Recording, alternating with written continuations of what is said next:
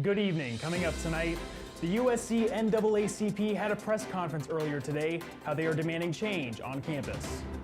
The Gamecock women's golf team started their season off hot. Stay tuned for the details on their dominant performance. And finally, the student body government held their debate last night as the elections near. Stick around. All of that and more tonight on SGTV Nightly News.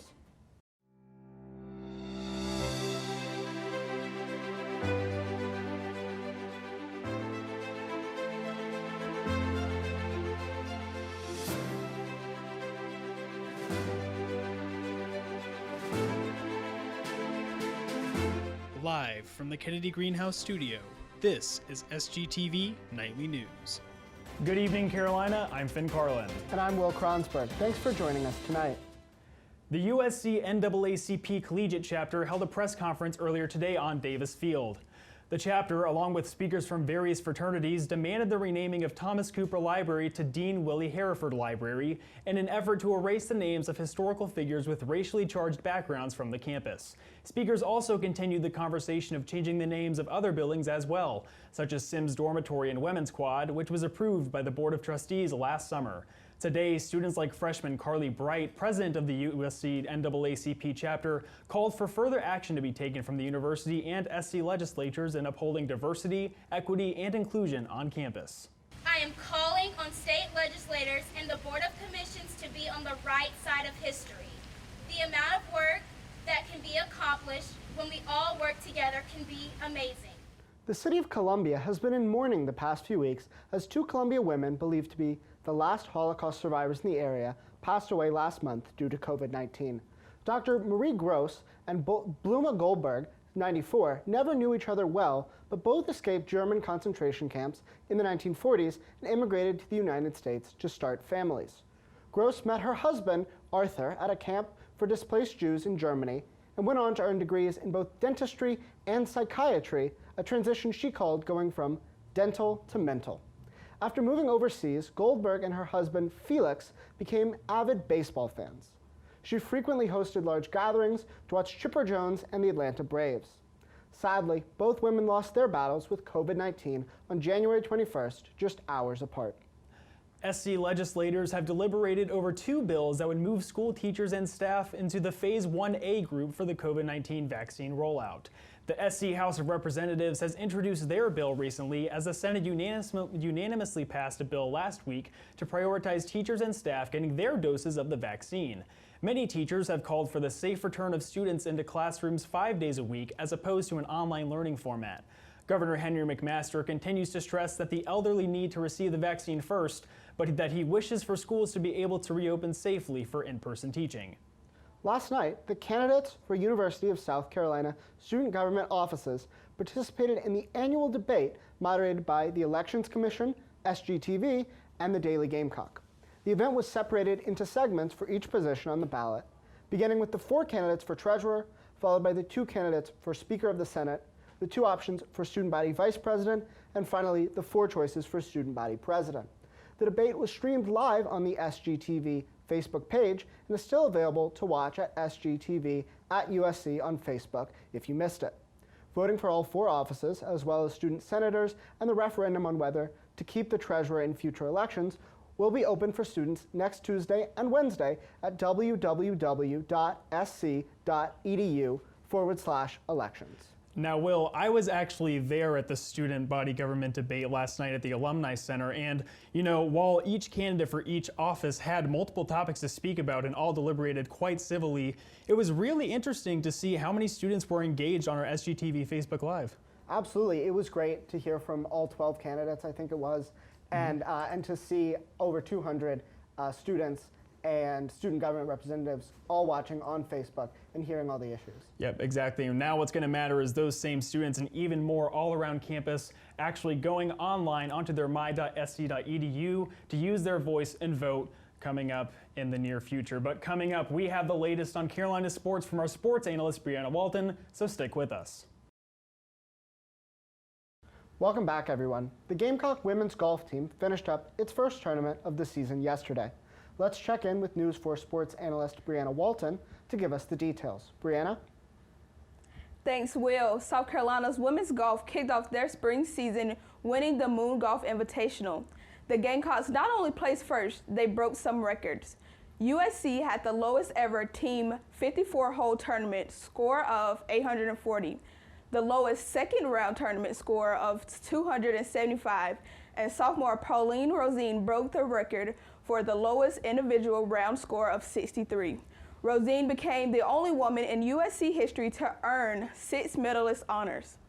Senior Anna Peleas also had a great tournament, finished with a career best of 8 under 208. The number 2 Gamecocks will look to continue their strong start to the season in South Carolina March the 1st when they host the Gamecock Intercollegiate Tournament. The Gamecocks baseball and softball team have announced their plans for fans this upcoming season. Tickets will be very limited due to COVID-19, with there only being 400 fans allowed in the softball stadium for each game. As for Gamecocks baseball, Founders Park will allow 2,100 fans. There will be no walk-up tickets available at either venue. So, the Gamecocks Club is bringing the games to you. With the launch of a joint Gamecock Watch Party Pack, the pack will include a vial of dirt from Founders Park and Carolina Softball Stadium, 2 Gamecocks Operation Hat Trick hats, 2 Gamecock rally towels, baseball and softball poster designs, roster cards, access to the digital scorecards, both teams' intro videos, and a playlist of game day songs. The Watch Party Pack is $25 and can be purchased at www.gamecocksonline.com/party pack. That's what's happening for Columbia Sports. Back to you guys. Thank you, Brianna. Coming up, we have the latest on all things Columbia and Gamecock Entertainment, so don't go away. Welcome back, Carolina. Some news about the passing of the father of a famous music star, as well as some racism-based scandals in Bachelor Nation. Here to give you the latest are News 4 entertainment reporters Marissa Giray and Alona Donovan. Thank you, Finn. Before we get into our entertainment news, today's Black History Month fact features Hattie McDonald, the first African-American to win an Academy Award. She won the Oscar for Best Supporting Actress in 1940 for her role in Gone with the Wind. Looks like I'm gonna have to watch that movie now. Yeah, let's make it a date. Oh, so much fun. A tragic event occurred this past Saturday, February 13th. Rap and pop sensation Nicki Minaj's father, Robert Mirage, died at age 64 in a hit and run. He was walking on the roadway when a car hit him and then left the scene. After Mr. Minaj was hit, he was taken to the hospital where he was pronounced dead by a hospital doctor. This unfortunate occurrence happened in Mineola, New York. Although it is unclear if he was under the influence, Ms. Minaj has previously discussed the use of drugs and domestic violence in the house she grew up in. That must have been so difficult for the family, especially since it was the day before Valentine's Day. Yes, I definitely feel for that family. We will keep them in our thoughts. Bachelor host Chris Harrison is stepping aside from his duties after a controversial interview with Extra. During this interview, former Bachelorette Rachel Lindsay asked Harrison about his thoughts on the current contestant, Rachel Kirkconnell. Rachel had previously been criticized for attending an antebellum-themed plantation party in 2018. Chris Harrison came to Rachel's defense during the interview by asking Bachelor Nation to give her a little grace, understanding, and compassion. Fans of the show did not appreciate Harrison's choice to defend the racist pictures and immediately started petitions for his removal. Since the interview, Harrison has apologized on social media and stepped down.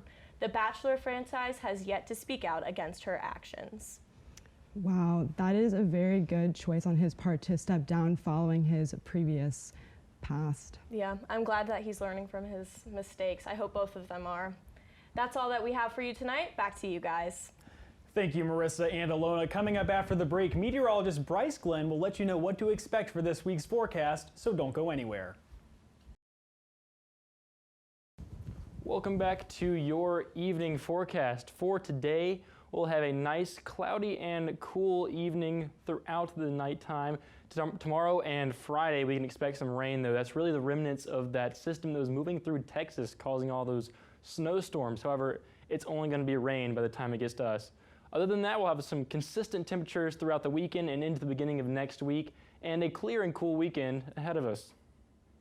As of today, though, we had a pretty chilly day throughout the state of South Carolina. Up in Greenville in the upstate, 46, 48 in Rock Hill, and 50 in Greenwood. Moving down to Florence, we were only at 50 degrees, 48 in Sumter, 52 in Columbia, 48 in Aiken, 50 in Orangeburg. Along the coast, a little bit cooler in Myrtle Beach at 48. Warming up a little bit in Charleston and Hilton Head, both at 52. As of right now in Columbia, it is only 48 degrees. It feels like 46, a little bit of wind chill of that wind east at 5 miles per hour. We have 63% humidity, fairly dry out there. It's a little bit cloudy and cool. Our local time is 7:18 p.m. Our sunset was at 6:10. For this week, tomorrow starting out will be really rainy, really chilly at 43 degrees. Our low is 49, so make sure to bundle up that day if you are going out, and make sure to wear your raincoat. Same idea, Friday is going to be a little bit warmer at 51.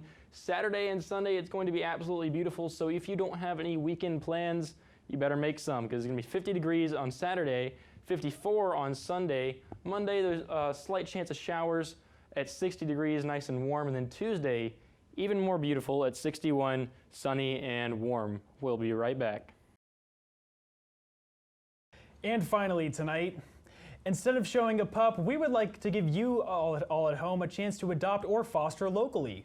Columbia Animal Services is hosting an adoption event this Sunday, February 21st at the River Rat Brewery off of Shop Road. You can adopt on site, but all dogs must be brought to their new home on a leash. Now, Will, I definitely will be going, but living on campus, I might not be able to bring a dog into my dorm, so I will most likely take pictures, then be very sad afterwards when I cannot take home a new pup. Absolutely. As students, we can't really adopt dogs, but it's a great opportunity for other Columbia citizens to take that opportunity and give these pups a nice new home. Yep, and a great opportunity to just go straight to a local shelter and find yourself a new pup to take to their new forever home. Absolutely. Well, that's all we have for tonight's edition of SGTV Nightly News. Be sure to follow us on Instagram, Twitter, and Facebook at SGTV@USC. Keep up with all of our content. Be sure to also visit us online at sgtvonline.com. For SGTV Nightly News, I'm Finn Carlin. And I'm Will Kronsberg. From all of us here at SGTV, have a great night, Carolina. Forever TV.